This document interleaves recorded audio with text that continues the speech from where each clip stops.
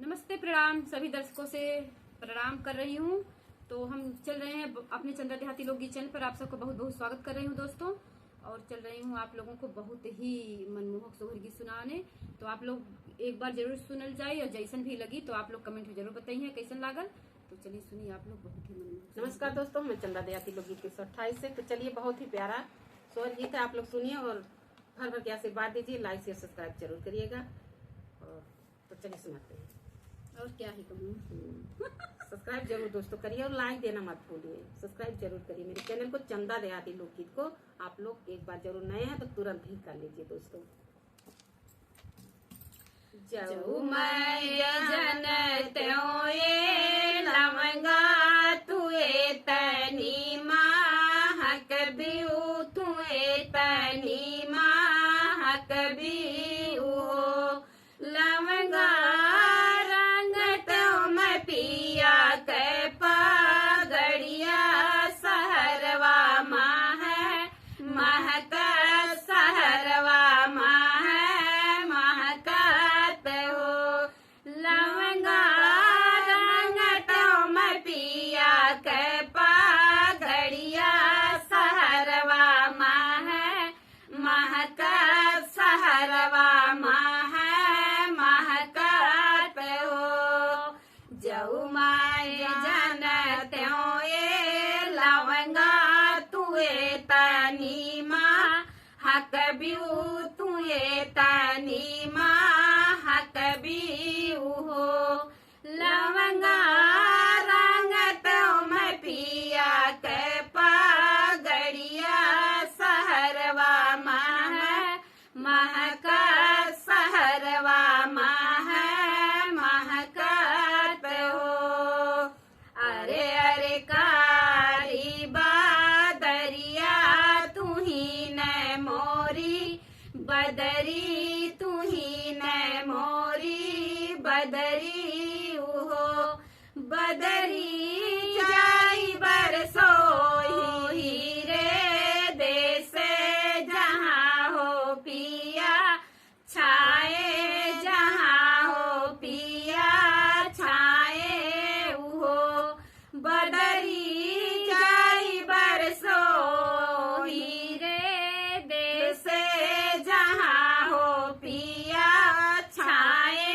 जहाँ हो पिया छाए हो बहे लाग पावन पूरवैया त पाछू आझा कोर मार पाछू आझा कोर मार हो बहिनी दिहली केवड़िया ओठंगाई तसोई सुख निदिया तसोई सुख निदिया हो बहिनी दिहली केवड़िया ओठंगाई तसोई सुख निदिया तसोई सुख निदिया हो कि तुम्हें कुकुरा बिलरिया की सहर सब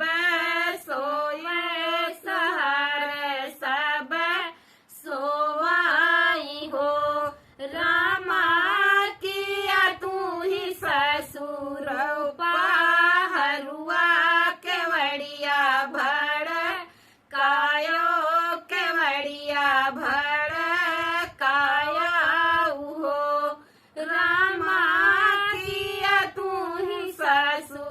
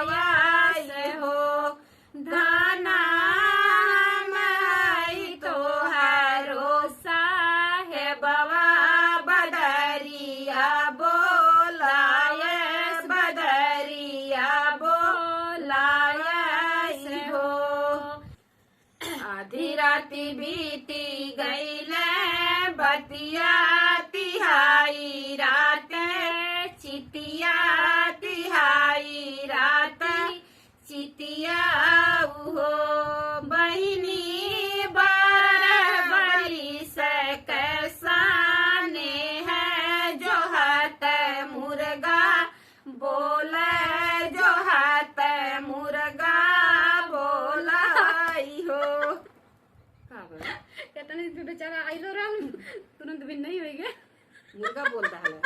अब देखो तो आप लोग लास्ट तक जरूर सुनिए, बहुत मनमोहक बड़ा मस्त गीत बा, तो आप लोग सुनिए जरूर। बहिनी 12 बरिस कैसाने है जो हाथ मुर्गा बोले जो हाथ मुर्गा बोलाई हो।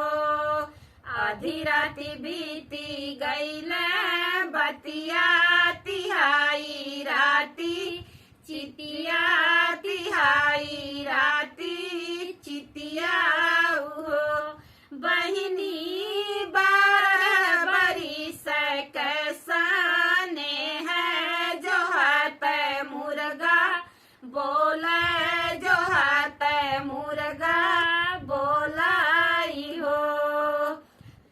तुरबो मैं मुर्गा के ठोड़ गटैया मारोड़ा गटैया मारोड़ा बहो रामा काहे की हब भीनु सार तपिया के जा गायो तपिया के जा गाया हो।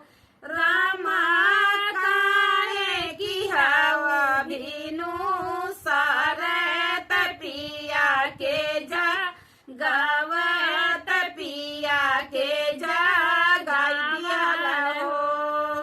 काहे रानी तोरे बूतू ठोड़वा गटैया मारोड़बू गटैया मारोड़बू हो। रानी होई गधरा मावा के जूनी त भोर में होता बोला त भोर में होता बोला उहो। रानी होई गधरा मावा का जूनी त भोर में होता बोला त भोर में होते बोला उहो। रानी मुर्गा को ऊपर से आती, अब का करे बेचारा बोल ही दी इससे।